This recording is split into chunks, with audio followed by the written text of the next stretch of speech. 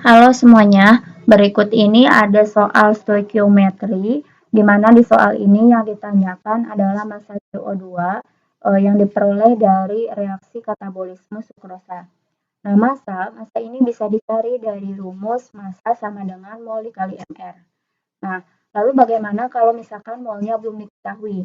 Nah, kalau molnya belum diketahui, bisa dicari dari zat yang lain, di mana pada reaksi setara, salah satu zat bisa ditentukan dari zat lain dengan rumus mol yang ditanya sama dengan koefisien yang ditanya dibagi koefisien yang diketahui dikali mol yang diketahui. Oke, berarti untuk soal ini kita harus tahu dulu reaksi katabolisme sukrosa.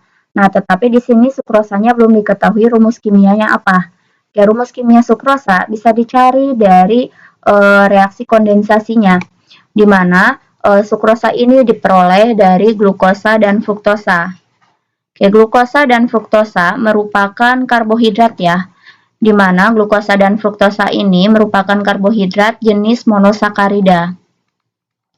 Monosakarida memiliki rumus kimia C6H12O6. Nah, berarti C6H12O6 ditambah C6H12O6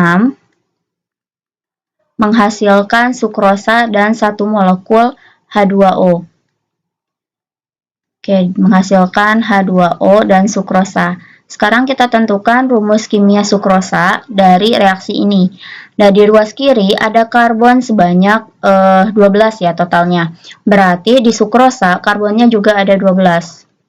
Kemudian untuk hidrogennya, di kiri totalnya ada 24. Di kanan sudah ada 2. Berarti 24 dikurangi 2, sisanya ada 22. Jadi C12H22. Kemudian untuk oksigen, di kiri totalnya ada 12. Di kanan ada 1. Nah, berarti oksigennya ada 12 dikurangi 1, ada 11 ya. Nah, ini rumus dari sukrosa. Nah, sukrosa ini dia teroksidasi sempurna. Ya, berarti sukrosa bereaksi dengan O2. C12H22, O11 ditambah O2. Nah, karena ini berlangsung sempurna, maka produk yang dihasilkan adalah CO2 dan H2O. Kita setarakan dulu reaksinya. Di ruas kiri, karbonnya ada 12. Sementara di ruas kanan, karbonnya baru ada 1. Nah, biar sama, berarti CO2-nya ini koefisiennya harus 12. Kemudian di ruas kiri, hidrogennya ada 22. Di ruas kanan baru ada 2. Biar sama, berarti di H2O ini koefisiennya harus 11. Ya, kemudian untuk oksigen di ruas kanan totalnya ada 24 ditambah 11. Ditambah 22. 24 ditambah 11 ya, 24 ditambah 11. Berarti totalnya ada 35. Nah, sementara di kiri, di sukrosa itu baru ada 11. 35 dikurangi 11, berarti 24. Nah, maka O2 ini koefisiennya harus 12 ya. 12 dikali 2, 24, ditambah 11, totalnya 35. Jadi hasilnya nanti sama, oksigennya ada 35. Nah, ini reaksi katabolisme dari sukrosa. Sekarang kita tentukan dulu mol zat lain yang bisa dicari.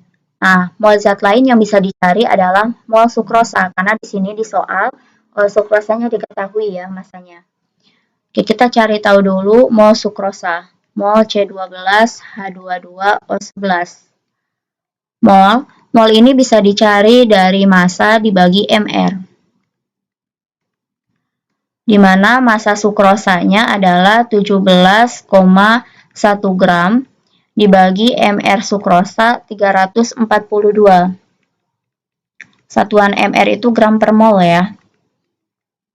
17,1 dibagi 342 hasilnya adalah 0,05 mol. Oke, kemudian kita cari mol CO2-nya. Nah, mol CO2 ini bisa dicari dari mol sukrosa, di mana mol yang ditanya, mol CO2, sama dengan koefisien yang ditanya, berarti koefisien CO2 dibagi koefisien yang diketahui, berarti dibagi koefisien sukrosa, C12, H22O11. Dikali mol yang diketahui, berarti dikali mol sukrosa, C12, H22O11. Nah, koefisien CO2-nya ada 12, dibagi koefisien sukrosanya 1, dikali mol sukrosanya 0,05 mol. Nah, setelah kita hitung, maka akan kita peroleh mol CO2-nya adalah 0,6 mol.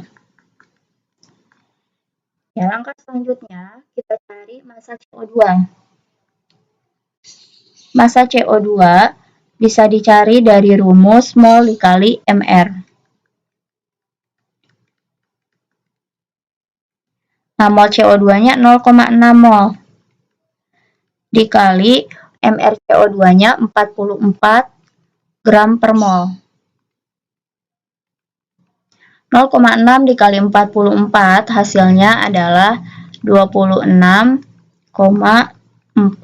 gram. Ya, sehingga jawabannya adalah